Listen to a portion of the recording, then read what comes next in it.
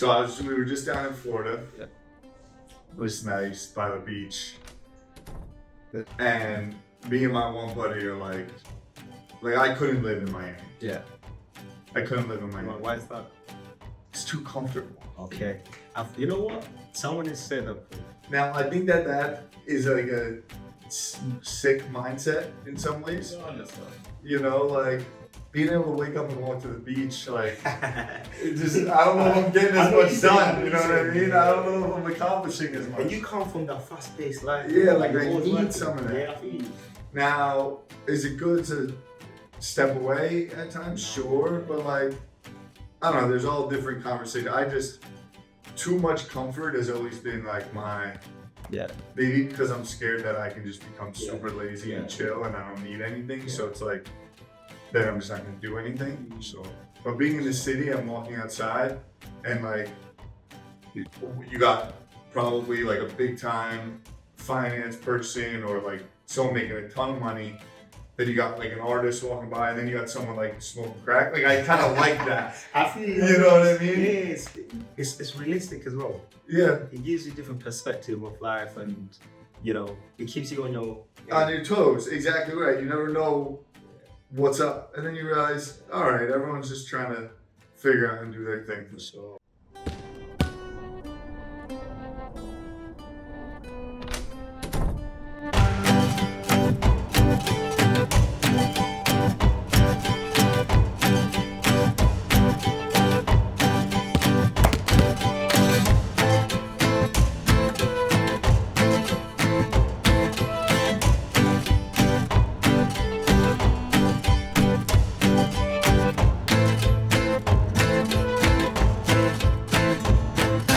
Dude, thank you for taking the time. No, for sure. I was hoping we were gonna do this over in London last time. I got fucking sick. No, I'm sorry to hear that. What brings you to New York? Just to connect with some people, have some meetings, and obviously just look around the city and explore. And it's first time. First time in New York.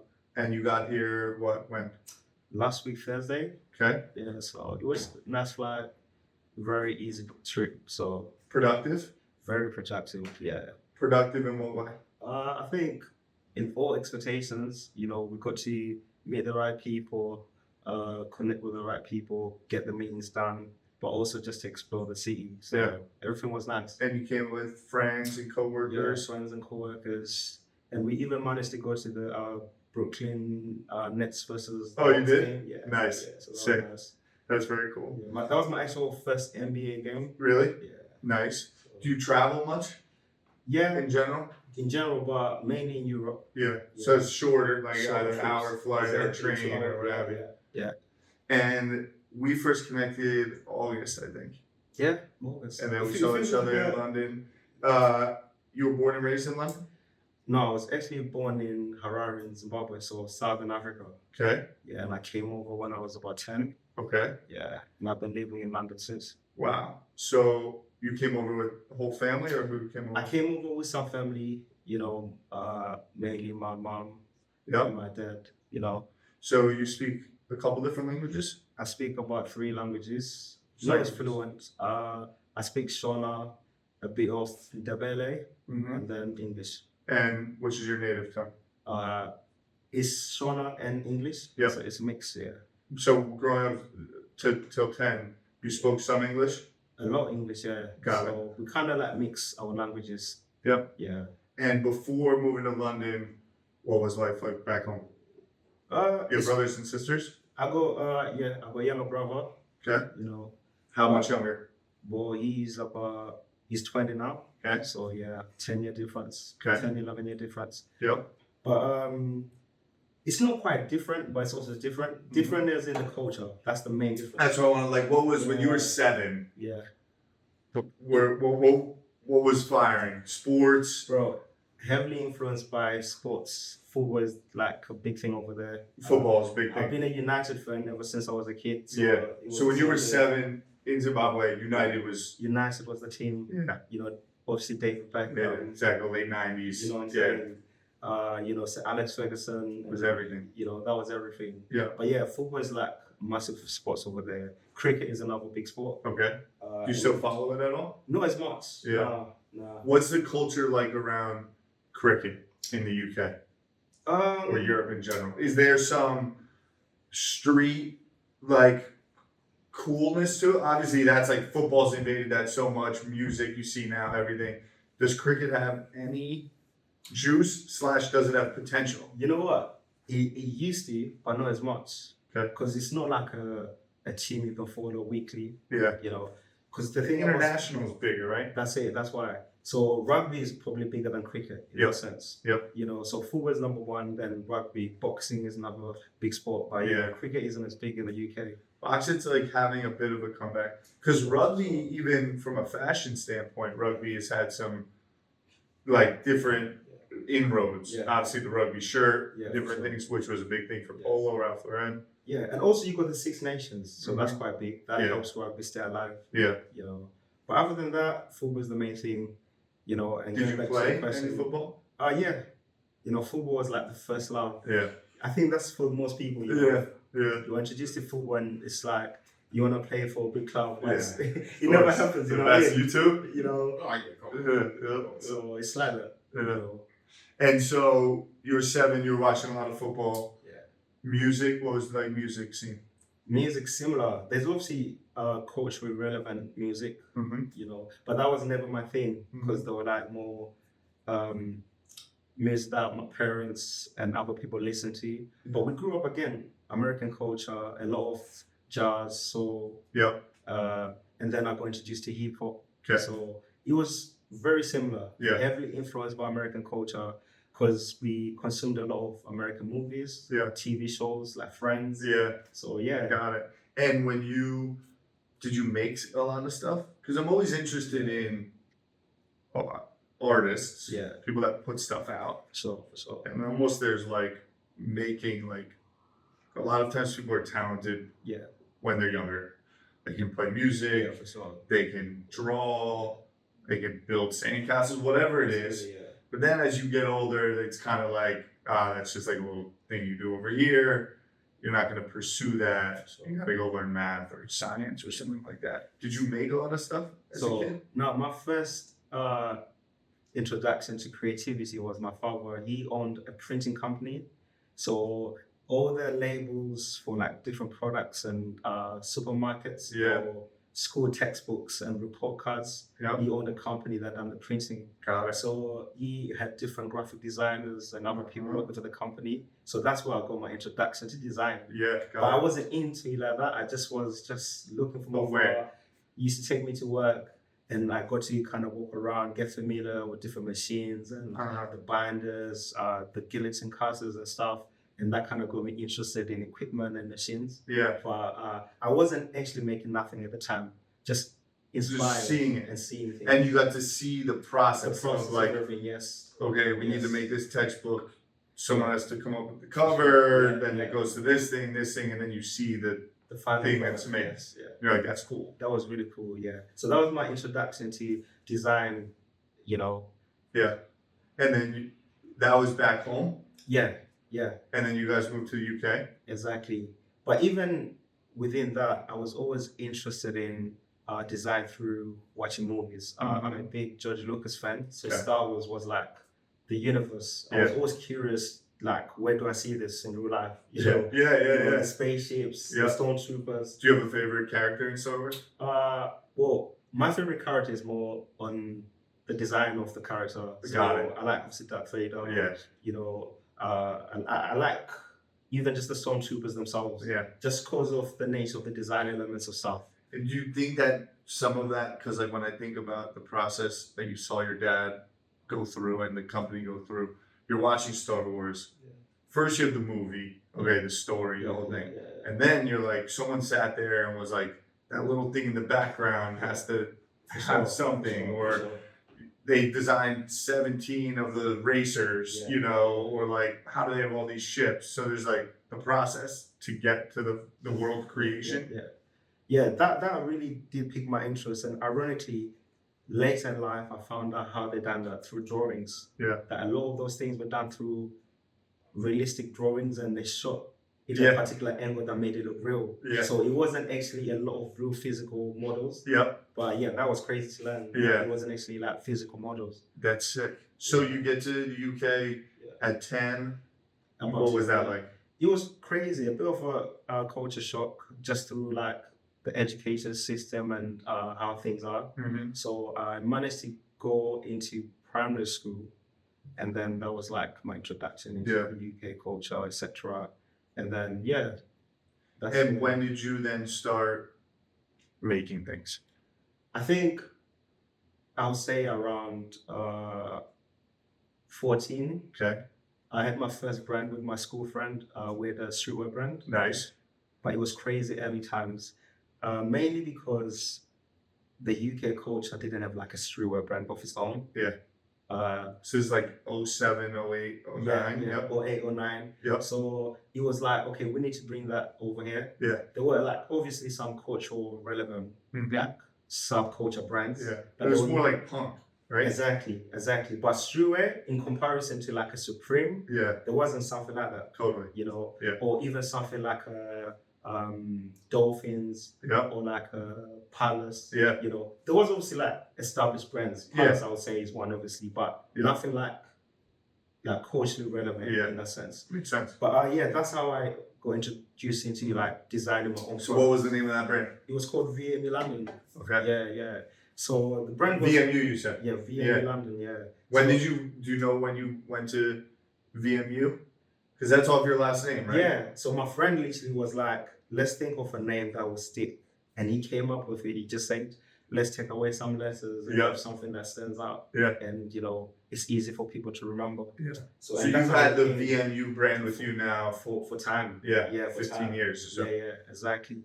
So that's how we initially started that. And, we started making cut and sew t-shirts. The initial designs we done were pocket tees. Mm-hmm. So literally blank t-shirts, and we'll just add like a zebra print, leopard print on them, floral prints. Yeah. And that was it, man. But it's interesting you say cut and sew, like, because I think a lot of individuals, it's like, let me just make the thing quick. Yeah. But you understood you can be involved in a little bit more the process.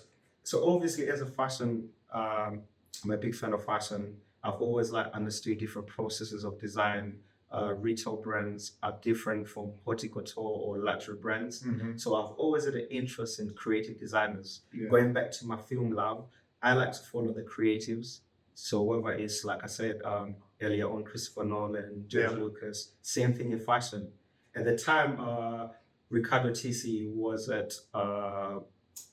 Givenchy at the time, was one of my favorite designers. Mm-hmm. And seeing what he was doing, inspired me a lot. Yeah. So we started over cutting sew t-shirts. So we made them from scratch. Yeah. Added the nice pocket tee there, and then gradually transitioned into graphic tees. Yeah. Because that was really what I wanted to do, and that represented streetwear to me. Yeah. So And were you pulling from movies, like graphics wise? So my graphic tee inspiration was from art. Okay, got it. So literally we're making prints from classic art pieces. Yeah. From different eras, the Renaissance era. There's one of my favorite prints was the beheading by I forgot the artist's name now, but that was one of the first inspirational tees I took, and then we added that on a tee, and it just went off. Yeah. How were you marketing it? How were you getting the word out? Instagram. So we were literally one of the first people on Instagram. I even remember the time you couldn't even upload a video. Yeah. Because my friend also calls, that's what he does now. Yeah. He was able to get a code system that he done to upload a video clip. It was only 4 seconds. Yeah. But meaning it was just images. Yeah. So Instagram was our initial starting point, and also word of mouth, just connecting with different people, doing giveaways. Yeah. And also the time Hypebeast was at the prime. Yeah. So you got LinkedIn with them. Yeah. We got LinkedIn on Hypebeast. Had a few articles on Hypebeast. Also done some banners on Hypebeast, and then Worcester Hip Hop as well. Okay, of course. Everything. Yeah. So we could put stuff on Worcester Hip Hop as well. Nice. So, yeah. And so then how long were you doing the fashion for? 5 years. Yeah. Again, very interesting experience because it was the first major success we had, mainly because no one could have taught us or prepared us for what was about to happen. You know, it was like unbelievable because the brand exploded. Crazy amount of orders, Yeah. and there was so much things to learn. Yeah. Preparing to think about production facilities, how to expand, how to create new collection in advance. So everything came at the same time. Yeah. And no one could have prepared us to kind of, Yep. think about how do you get this done? Yeah. Where do you find manufacturers? And, at the time, China MOQs were insane. Yeah. But it was quite like a lot Just of learning, like just all of it at once. All of it, yeah. Yep. And did you get to a place where you had a full grasp on it and you felt good? Manufacturers, calendar, all those things, or were you always kind of just like saying, demand is outpacing the? For sure. I would say that looking back at it, no, because it was always like learning on the ball. Yeah. Things were moving so quick. You had retailers inquiring about wholesale. Mm-hmm. We even had like an international Italian brand, I think Nigel Veremu, flew over inquiring about wholesale. Yeah. So it was like, how do we position? And you're like, what's going on with wholesale? You know what I'm saying? How do we price wholesale? Yeah. What is the right amount to discount the wholesale? Yeah. And what are the markups we are meant to be making? So it was all like a big pot of learning. Do you think that, because the audience that will listen to this, the people that I enjoy speaking to, and a lot of it is around the internet and how you can create awareness, and really, like, I believe that there's just so many talented individuals that know what they want to do, that want to put the thing out there, but either their friends, their family, their parents, general the world says that's never going to work. You gotta go do this thing. Or people overplan. I'm going to do this, and then I'm going to do this, and then I'm going to do this, and then I'm going to do this, but they never actually do the first thing. Mm-hmm. Versus being in a meeting and you've got someone saying, hey, we want to wholesale 1,000 of your shirts, and you don't even know where 1,000 shirts are coming from. You might not even know what really wholesale means. Really? How do you think about putting stuff out and then learning versus being meticulous and strategic? Because one of the things when I see your work, you are very thoughtful and very curated and very cognizant in how you move. Was it always like that, or did you have to get out ahead of it to then be able to start to think about that? Does that make sense? Yeah, for sure. A lot of people just sit around, even with this podcast, it's like you just talk about doing it versus doing it and then figuring it out. Those are two very different things. So I would say it's a gift and a curse. The first part is the way you described how I currently do things. I would say that's through experience. I was never like that. I would say there's a downside of the way I currently do things where you overplan and overthink. Because going back to how I started, we're able to A and B test rapidly. That allowed us to learn on the go. That allowed us to pivot and recalibrate where is needed. So I personally think it's a balance. You're meant to try to work on a point where you're able to release things and find out the response, then take that data and recalibrate and try again.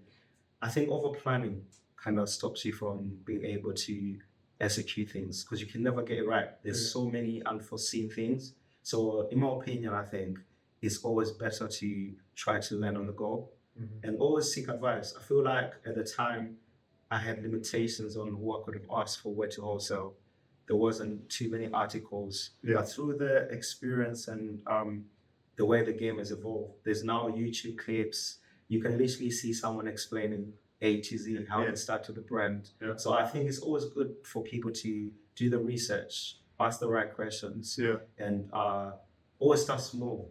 Think big, but start small. Don't try to expand and get to the 1,000 quantities or 1,000 sales. Try just to go with the current stage you are and just evolve as time goes. because the worst thing you want to do is try to just execute everything at once or overthink. So that's the gift and the curse. But yeah, through time, I've been able to refine my process, and there's things I've learned from the past that I've taken with me, and things that I had to live in the past because I feel like, it's not the right way to do things. I've evolved. Well, as a creative, and not long ago, really, when it came to selling stuff, if you were a creative, there might have been a gallerist, you might have had a manager, you might have only spoke to shops that sold your product. If you're fashion, okay, and would buy your clothing and would sell your clothing. Now, you also can sell your own. You're an artist, you make a video, someone hits you up, you sell it. What's your relationship with selling? So you personally, you make the planters, now you have to sell them. Yeah. Not long ago again, you'd say, hey, agent, man, go sell these things. Yeah, sure. You're gonna tell me how much they cost, whatever, I'm the maker. Yeah. Now that's changed a lot. Yeah. And most people are actually just sellers and aren't even that good at making, but they're so good at selling that they can make whatever. Yeah. What's your relationship with that? So I think there's obviously different business models available. My personal preference is a DTC. I like to sell directly to consumers. I feel like there's power in owning your audiences. It allows you to obviously see the data, know who's who, where your orders are coming from, the interest. And with that, you're able to do so much, whether it's through the mailing list or sending text messages, SMS. I think there's so much power in to be able to control. So personally, I like to just own that line of control. Yeah. That way it allows me to pivot, make adjustments, and, even down to the commitment of how I make my products. I don't have to overproduce. I can obviously look at the data and know, okay, this is the demand or the interest for this, and it kind of allows me to kind of be, mobile in some sense. Yeah, so, for sure. Talk to me about the collaboration you have going on right now, the pieces you just did. Yeah, so as part of a larger marketing rollout with Nike and for sure. So right now I co-collaborated with Sloan. Sloan is an artist right now. He's doing a lot of incredible stuff. So he's more like a traditional canvas graffiti artist. And, we met about 2 years ago, and he's always eager to work. So he came to me and proposed us to translate his artistic expression into my medium, which is sculptures, and create something physical, something that can translate both his style and my style into his collaboration with Nike for the Air Max 1s. With that, we're able to create a 3-part collaboration, which consisted of sculptures, inflatables, and the limited edition pieces we've sold on his website. So essentially, the inflatables were part of a 4-day installation in Shoreditch, where people can come and experience the inflatables, take pictures, or even just be curious, like, what is this? Yeah. So essentially that elevated the experience of the pop-up, make people wonder, what is this? What's going on? But also, traditionally, people just do a normal pop-up where there isn't anything to interact with. Yeah. So I believe in creating an immersive experience, something that makes people remember the day, and things that can live beyond the actual pop-up through pictures and sharing on social media. So that's essentially what we've done. Was it your first official works with Nike? Yeah, that was my official works. And how was that? Because some of the works people know you for included either like the sock planter, things like that. Was there any conversation around that? No. Are they aware of it? Like, how was that whole thing? You know what? It's a great area, if I'm honest.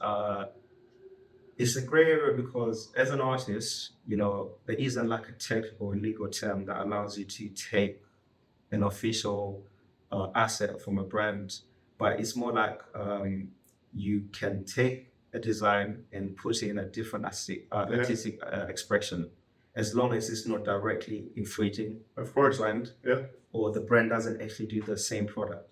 So that kind of allows me to move around as an artist. But no, there wasn't any official discussion, but being Nike, they have to go through approval. So the sculptures have to go multiple decision making.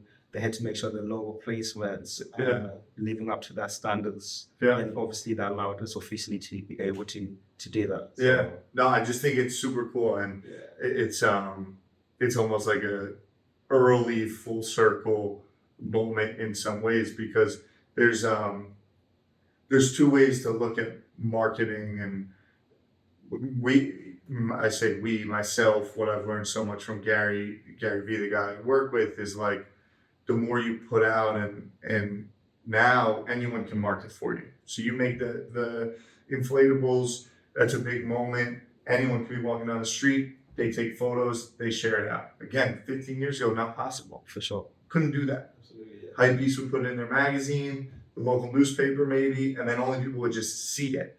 So you had control over it. Exactly. Think about, again, Dior and some of the biggest luxury brands in the world. Every detail used to be looked at. Sure. Now someone can just buy a Dior anything and make a video, and it could get 4 million views, and that's the biggest marketing thing they've done. You know, so in these creative works, and it's only just beginning. I mean, I have a Game Boy over there that was someone gifted me from China that was $60 and has every game on it loaded. You can't control the things you create anymore. So one might look at it and say, hey, you're making works with Nike. Like, is that okay or not okay? Others might look at it like, that's the best marketing we could get. Yeah. So it's just a cool to then see you work with them and do that, is fun. And I did work with them as well on a commission table done for Offspring. Yeah. That was before this particular collaboration. Which is what, a key retail account for them? Yeah. So Nike decided to re-release the Nike Sanders. Yeah. So essentially what they wanted to do was tell stories through different artists and creatives to be able to celebrate the shoe. And essentially they asked me to create something that I feel like represents the design and tells a story. And after different ideations, we end up on the table. Mm-hmm. And essentially, the table is currently situated in the Offspring store in King Cross. So, And what did that process look like for you from the brief, the ask, to making that? Probably at the current stage, my hardest product design I had to do. That was my hardest, yeah. Only because initially they had asked me to be creative and do what I feel like. Classic. After sending a few ideas, they were like, you know what? We want to do this. Think big, though. Like, don't worry about the budget, just think big. And, by the way, we think a table. Yeah, exactly. So I was like, they should have just told me at the beginning they wanted a table. So essentially, the time and the schedule was a bit tight. So it kind of pushed me as well creatively to try to work and get it done within a given time. Mm-hmm. But even just the components that I used for the table, and it was probably the first style of tape I've done like that. Mm-hmm. But yeah, it was quite challenging, but at the same time fulfilling, and one of my favorite works today as well. Yeah. Time constraints and parameters can be a good thing sometimes. For sure. I feel like I work best with pressure. Yeah. I don't like to be too comfortable. I don't want to get back to my I don't want to have too much comfort. I like to be, have my back against the wall a bit. Mm-hmm. I think my best work comes with that kind of pressure. Yeah. So, yeah. If you, 17, 16-year-old kid comes up to you on the street, they've got a ton of ideas, they are a little bit creative, they don't know how to put it all together. They've never sold anything in their life. They might be getting ready to go to university, but you can tell they have talent. Mm-hmm. What are some things that you've learned that you can give to them? Words of advice to just start, to just get going a little bit. I would say they should be focused on trying one thing first, because one idea can always evolve into multiple ideas. And a lot of brands that are doing one thing, and now it's a multi-conglomerate that are doing different products, different designs, different styles. I think try to master one thing first. And in some cases, people like to do different things, myself included. I don't have one particular style of design or artistic expression. I've got different mediums I use. So I like to flop between different mediums. So I told them that it's always important to establish yourself with one thing first, so you can get that experience. You can learn how that thing is done, see to the end. Because a lot of people start one thing and they never finish it and they give up. So try to see through, even if it doesn't work or come out as you wanted it to, but try to make sure that you see through, because there's a lot of lessons in that. Yeah. You know. Yeah. Well, that was fashion for you first. Yeah, I would say fashion was my first lesson to kind of understand that there's so much obstacles, up and downs, and also timing. I feel like timing is very important, because sometimes you might be too early, or the current culture or the current climate doesn't align with what you're trying to do. Mm-hmm. You know, it's like music. You might be creating a particular sound that currently doesn't work right now. It doesn't mean your music isn't good. It just means that right now this is the trends. Yeah. So I would always say, like, just grow. There's always someone or an audience that's interested in what you're doing. Mm-hmm. It's important to find those people, Yeah. to find your community. You know, community building is the most important thing, I would say. You know, because some way people are going to be interested in what you're doing and they want to buy into your work or buy into you as a person. Yeah. So it might not even be the product you currently have, but they see something in you, and then they can always follow your work. Yeah. You know. And now, like you said, your medium that is focused on is sculpture. Yeah, sculptures is one of my main things. But I try to also do collectibles in different formats Mm-hmm. that are not necessarily sculptures like the fan pots or the mug. Yeah. But yeah, essentially floating between different mediums, Mhm. collectibles, sculptures. And when installations. did that transition from fashion to what I'd say collectibles or sculpting? What was that like for you? When did you know I can make this leap? When did you know this is a possible transition? If I'm honest, I feel like it was always there, but I just hadn't tapped into it, because through fashion, I've done accessories, I've done backpacks, I've done footwear, I've designed footwear. So to be more specific, through my love for footwear, it allowed me to transition into saying, okay, we collect sneakers, we buy so many drops every time. Mhm. How else can I share my passion for the love of the game, for the Jordans? Yeah. So I think an extension to that was the sculptures, having something you can display in your house in a different format. You know, your sneakers are in the house, in a box somewhere, you can wear them, Yeah. but you can also see them on the stand in the house. Yeah. So yeah, essentially I just refined that.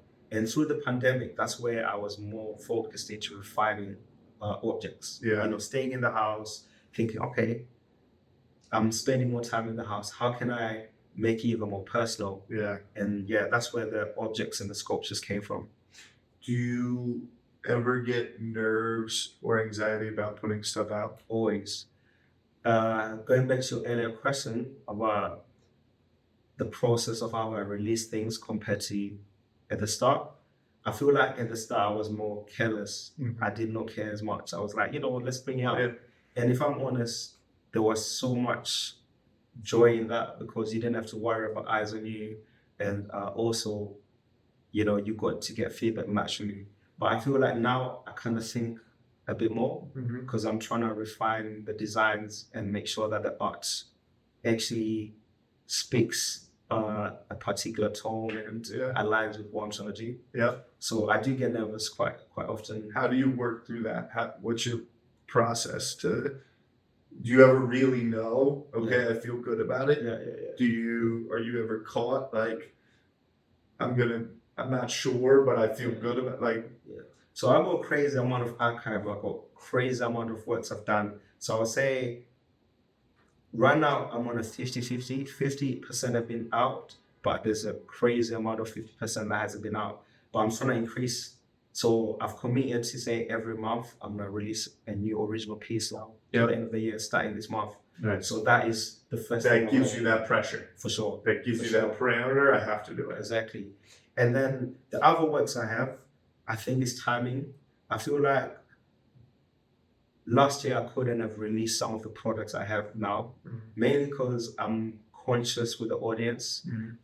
I've kind of grew an audience within the sneaker community, Mhm. but the next projects I want to do might not relate to the sneaker community. So I feel like maybe if I was to release some of those now, it might not make sense. So I'm always trying to make that alignment make sense. Yeah, yeah, that makes sense. What are there other mediums that you are fascinated by that you want to explore? You have a love for movies. You want to make movies. So I definitely want to make short films, but the first step I'm gonna take is to make sculptures based around the movies I love. The next product and artwork I'm releasing is like a poster. So it's a sculpture poster which you can hang on your wall, but it's still within the perimeters of what I'm known for. Yeah. So it ticks multiple boxes, which is, you know, an artwork, a sculpture, but it's also like something you can hang on the wall, which is something new. That will be contextual when people see it. They might not know you as an artist, but they'll say, "Oh, I recognize that. Who made that version of that thing?" Which is sick. Yeah. Back to the thing we talked about before we started recording. It's just context, and and then people will start to know, oh, you make those things, and then you can make something that has nothing to do with it being contextual, and they know you as an artist. Exactly. And also as an artist, I feel you're always evolving. If you look at whether it's Picasso or Basquiat, people of different periods, you can look at this work and say, oh, that's from that period of time where he was going through this or going through that, or when he started, and you can gradually see the different versions of the artwork. So I feel like the next artwork I'm about to bring out, the next versions of the artworks I'm about to bring out, it reflects the period I'm going into. So it will be slightly different from the things I've done in the past.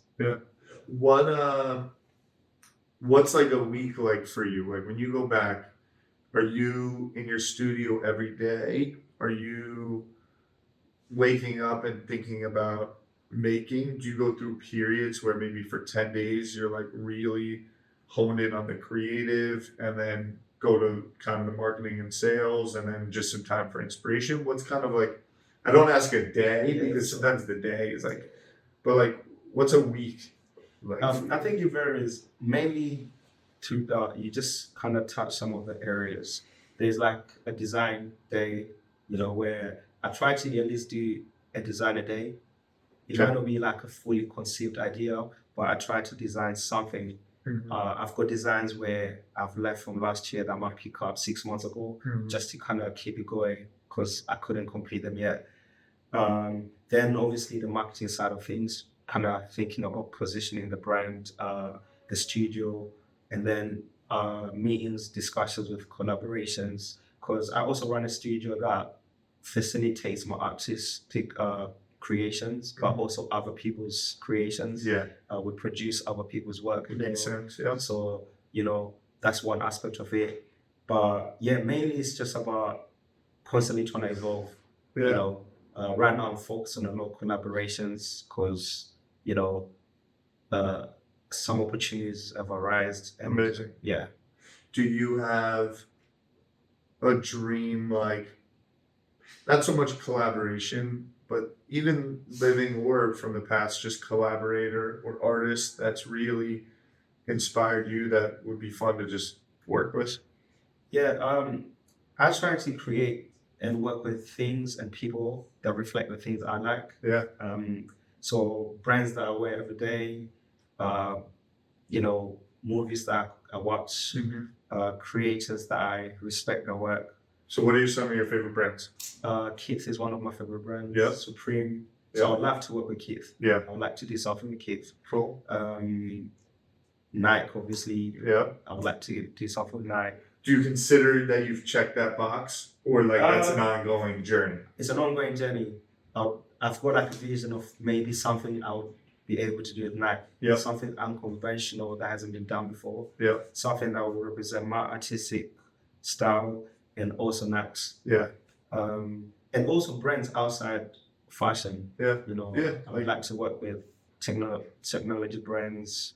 I would like to work with even airlines. I'm just like constantly thinking about different mediums. Totally. And movies, what are some of your favorite movies that you think about? Christopher Nolan is my favorite director. So, pretty much his entire catalog, Inception, Interstellar, pretty much everything is done. I've watched. So I would like to do something representing that type of medium as well. Mm-hmm. Very cool. What's the rest of the year like for you?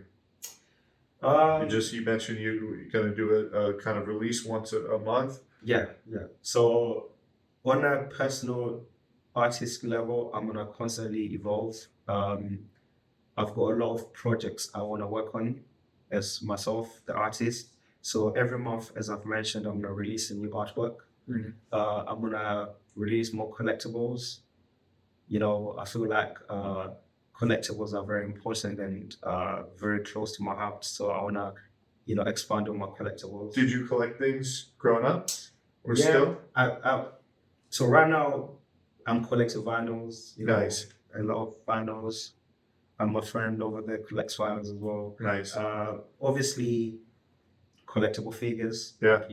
I don't have an extensive amount of collectible figures. Skateboard decks. Nice. I'm a big fan of decks as well. And even just collecting footwear. That's the biggest collection I'll say I have, which is sneakers and stuff. What's your favorite sneaker? The Jordan 4. Jordan 4. Yeah, that's my favorite model, Jordan 4. But my favorite sneaker of all time is the Air Force One. That just straight there. Straight They're one. coming back a little bit. I think they never left. That's fair. That's fair. Respect. Yeah. But they culturally, I feel like they're coming back a little For bit. sure. I think what is great to culture. There's always like up and down. Yeah. There's always trends, and Of course. like right now, New Balance. Yeah. One of the biggest. Yeah. But for people who are like core fans of something, Mhm. you always gonna have to be in the rotation. So yeah. Yeah.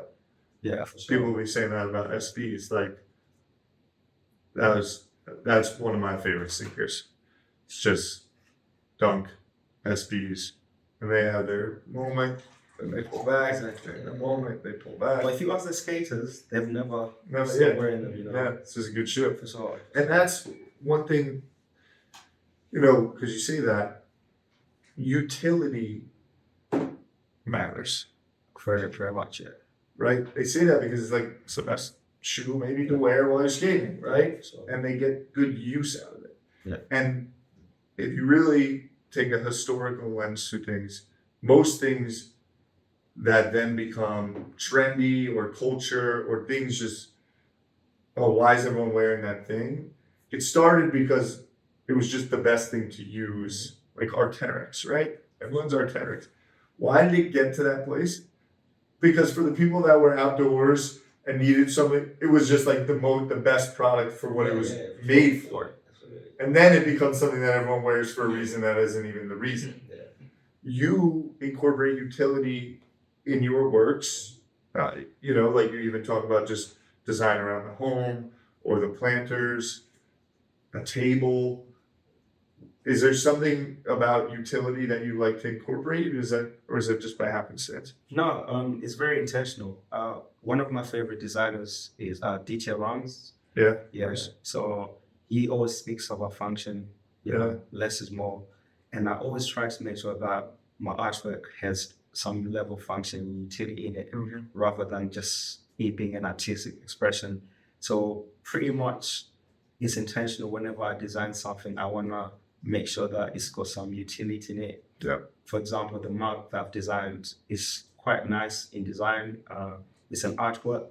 It's a standalone artwork, to be fair, but Yes. it's also a utility. Yeah. It's a functional piece of art. You can Yeah. actually drink, Totally.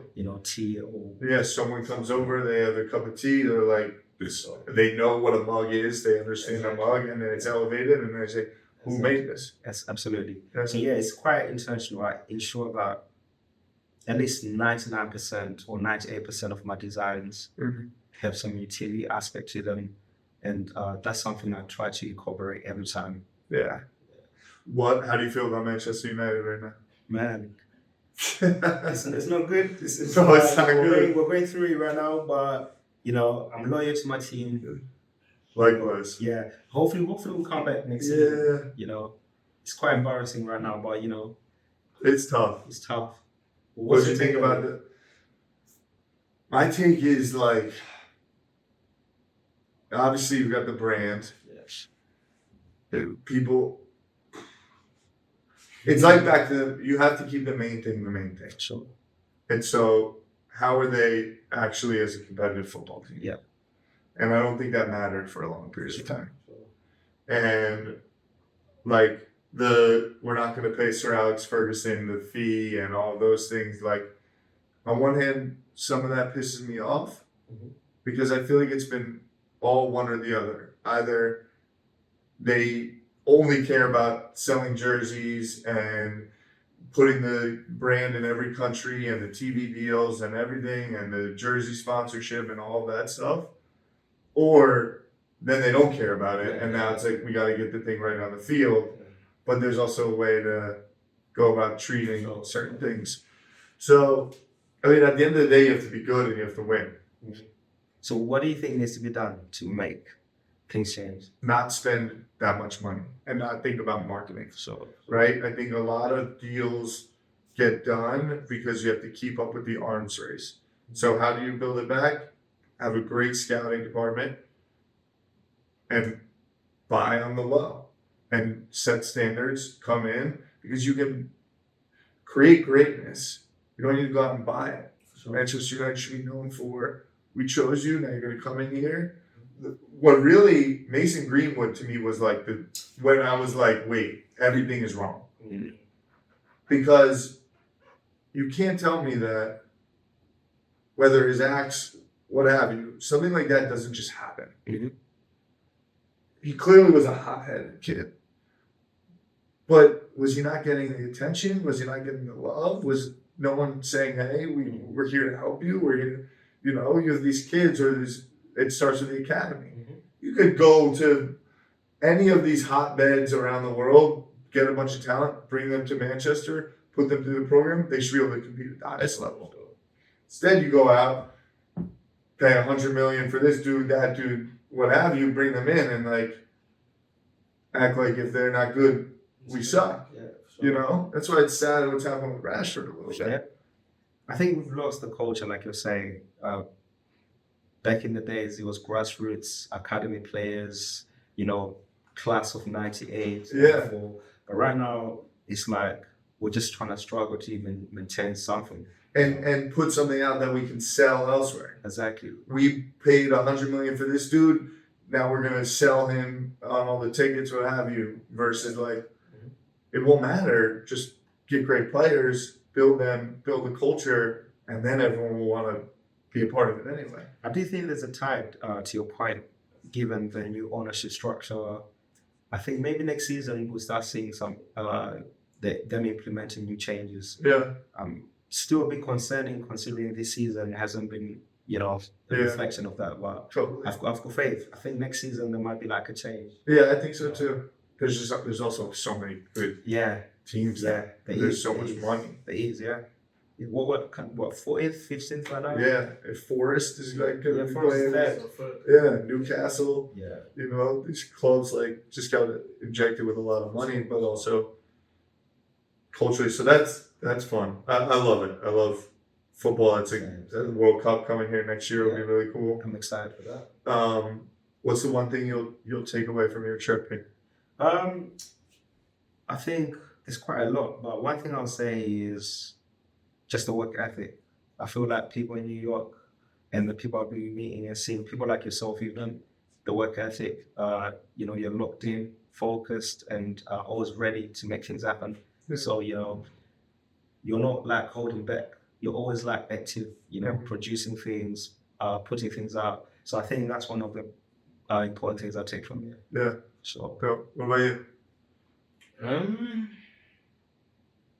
I'd say the same. Everything's just on go. Yeah. Like I said, people say London's a 24-hour city. I don't think so. Yeah. I think maybe after 10, everything's locked off. But everything's just non-stop. And people just keep pushing it. Yeah. For sure. It's really good. They just want to go and grow and more for sure, absolutely. Absolutely. Yeah. Good stuff. Well, thank you, bro. No, I Appreciate it. There's a long time coming. I'm excited. I just like to look back on these conversations. Absolutely, yeah. I appreciate I believe in you a lot, and there's going to be a lot of good things. No, I appreciate you so much. Yeah. You always supporting me. Easy. You know, even taking my calls and my messages, and Easy. always giving me a game. So thank you so much, bro. It's fun to watch. I appreciate that a lot. Yeah, you got a lot of good things coming. For sure, man. I appreciate it, bro. For sure. Safe travels home the whole night. Daniel, appreciate you coming through. Thank you. Yeah, no, this has been good. And we'll always have this now.